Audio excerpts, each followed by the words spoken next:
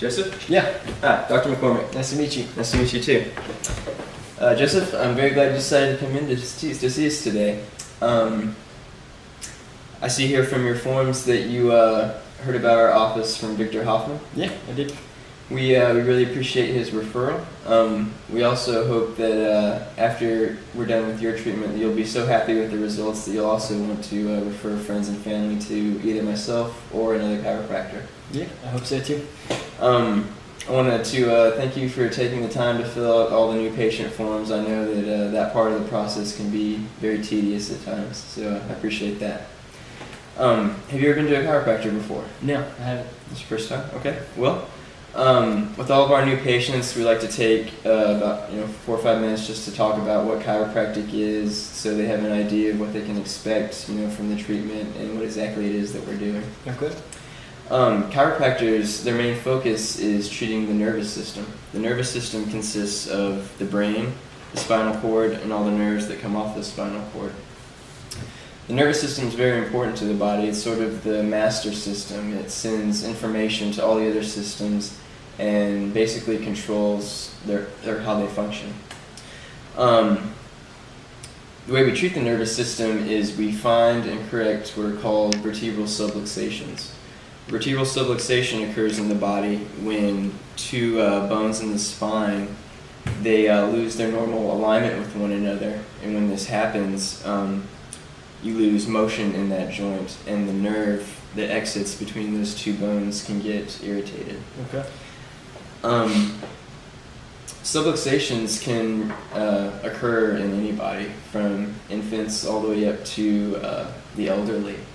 A lot of times, children will develop subluxations from playing sports, or if they have an accident, like if they fall off their bike, for example.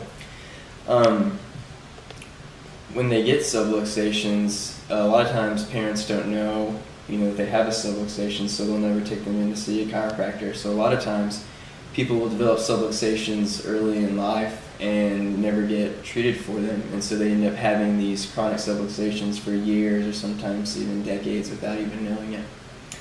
A lot of times they experience no symptoms for several years, and so a lot of times they just will suddenly start having back or neck pain, and that's when they decide to go see their chiropractor. When someone has a subluxation for several years, the disc found between the two vertebrae and the nerve will actually start to break down and degenerate. What causes this degeneration is when someone gets subluxated, the muscles around that joint, they start to spasm. They form a splint, sort of, around the joint in order to prevent further movement.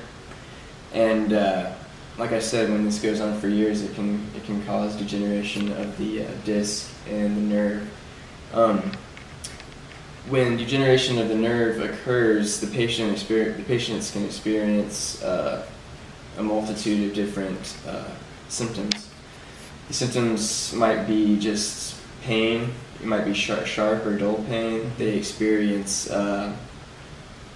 tingling, perhaps, in their fingers or in their toes. They might have muscle spasms. And it all depends on the patient and their situation. The symptoms that you experience, they can be just depending on where your subluxation is. They might be in your hands, or like I said, it might be experiencing pain in your lower back or down in your legs. Okay. As you can see from this diagram, if the nerves in the cervical spine or in your neck, they go to the muscles in your head and neck. They control your sense of smell, your hearing, your sight, and so all those things can be affected really if you're subluxated. Okay. The nerves in your mid-back, they control organs found in the chest and the abdomen, such as your heart and your lungs and your stomach function. The nerves in the low back control the legs, the feet, your kidneys, your genitalia, everything in that area.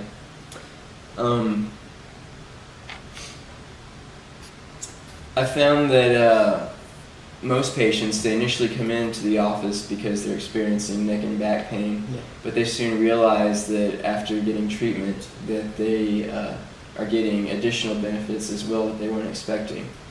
For instance, asthma patients might come in for middle back pain, and after getting adjusted, they notice that they might not have as many asthma attacks, or they might have to use their inhaler as often. Yeah.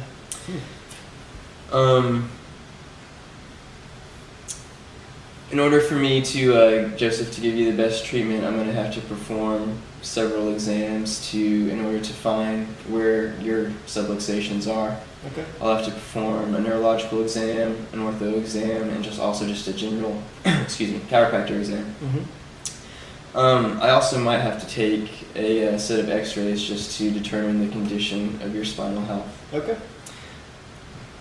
I also want you to know that you might be pain-free after only a couple adjustments, but that several additional adjustments may be required for you to reach your optimal health. Yeah. Okay.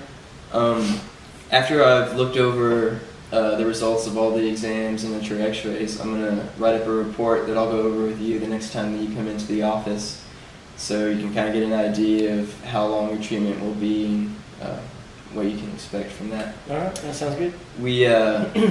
We really encourage you to bring someone with you, a family member or a friend.